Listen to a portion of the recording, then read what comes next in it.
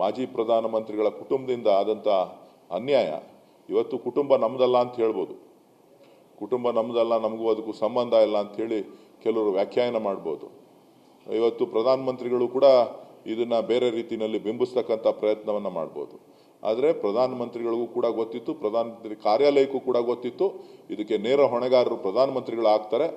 ಜೊತೆಗೆ ಆ ದೇವೇಗೌಡರ ಮಾಜಿ ಪ್ರಧಾನಮಂತ್ರಿಗಳ ಕುಟುಂಬ ಕೂಡ ಇದಕ್ಕೆ ನೇರ ಹೊಣೆಗಾರರು. ಯಾಕೆ ಅಂತ ಅಂದರೆ ಅವ್ರಿಗೆ ಗೊತ್ತಿದ್ದದನ್ನು ಮುಚ್ಚಿಟ್ಟು ಇವತ್ತು ಜನರ ಮುಂದೆ ಇವತ್ತು NDA ಅಭ್ಯರ್ಥಿಯಾಗಿ ಮಾಡಿ ಇವತ್ತು ಇಡೀ ದೇಶದಲ್ಲಿ ಕರ್ನಾಟಕಕ್ಕೆ, ಹಾಸನ ಜಿಲ್ಲೆಗೆ, ಕರ್ನಾಟಕದ ಕನ್ನಡಿಗರಿಗೆ ಅವಮಾನ ಆಗುವಂಥ ರೀತಿಯಲ್ಲಿ ಇವತ್ತು ಪ್ರತಿಬಿಂಬಿಸ್ತಾ ಇರ್ತಕ್ಕಂಥದ್ದು.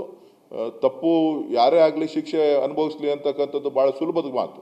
ಆದರೆ ಗೊತ್ತಿದ್ದಂಥ ವಿಚಾರವನ್ನು ಮುಚ್ಚಿಕ್ಕಿರ್ತಕ್ಕಂಥದ್ದು ಮಹಾ ಅಪರಾಧ. ಗೊತ್ತಿರುವಂಥ ವಿಚಾರವನ್ನು ಮುಚ್ಚಿಟ್ಟು ಇವತ್ತು ಪ್ರಚಾರಕ್ಕೆ ಹೋಗಿ ಅವ್ರ ಪರ ಹೋರಾಟ ಮಾಡಿ, ಅವರೇ ಹೇಳಿದ್ರಲ್ಲ, ನನ್ನ ಮಗ ಅಂತ ಅವರೇ ಒಪ್ಕೊಂಡಿದ್ದಾರೆ. ಚುನಾವಣೆಯಲ್ಲಿ ಹೋದಾಗ ಒಳ್ಳೆ ನರಸೀಪುರಕ್ಕೆ ಭಾಷಣಕ್ಕೆ ಹೋದಾಗ ನನ್ನ ಮಗ ಗೆಲ್ಲಿಸ್ಬೇಕು ಅಂತ ಹೇಳಿದಾರಾ ಇಲ್ವಾ? ಪ್ರಕಾಶ್ ಕಲರ್ ಕ್ಯಾಪ್ಸಿಕಮ್ ಕೃಷಿಯಲ್ಲಿ ಎಕರೆಗೆ 12 ಲಕ್ಷ ಗಳಿಸ್ತಿದ್ದಾರೆ. ನೀವು ಕೂಡ ಅವರಿಂದ ಕಲಿಬೇಕಾ? ಅವ್ರ ಜೊತೆ ವಿಡಿಯೋ ಕಾಲ್ನಲ್ಲಿ ಮಾತಾಡಬೇಕಾ? ಈಗಲೇ ಫ್ರೀಡಮ್ ಆ್ಯಪ್ ಡೌನ್ಲೋಡ್ ಮಾಡಿ. ಸೊ ಇವತ್ತು ಬಂದ್ಬಿಟ್ಟು ನನಗೂ ಇದಕ್ಕೂ ಸಂಬಂಧ ಇಲ್ಲ ಅಂತಕ್ಕಂಥದ್ದು ಎಷ್ಟು ಸರಿ ಅಂತಕ್ಕಂಥದ್ದು. ಬಹುಶಃ ಇದೊಂದು ಮನುಕುಲಕ್ಕೆ ದೊಡ್ಡ ಅವಮಾನ.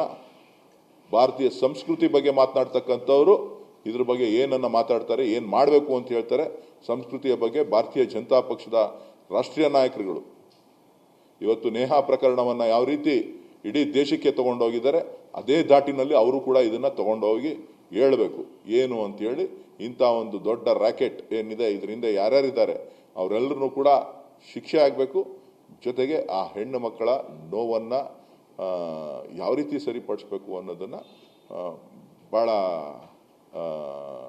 ವಿಶೇಷವಾದಂಥ ರೀತಿಯಲ್ಲಿ ಅವರಿಗೆ ರಕ್ಷಣೆ ಕೊಟ್ಟು ಅವರಿಗೆ ಮಾನ ಉಳಿಯೋ ರೀತಿ ಮಾಡುವಂಥ ಕೆಲಸ ಸರ್ಕಾರ ಮಾಡಬೇಕು ಅಂತೇಳಿ ಒತ್ತಾಯ.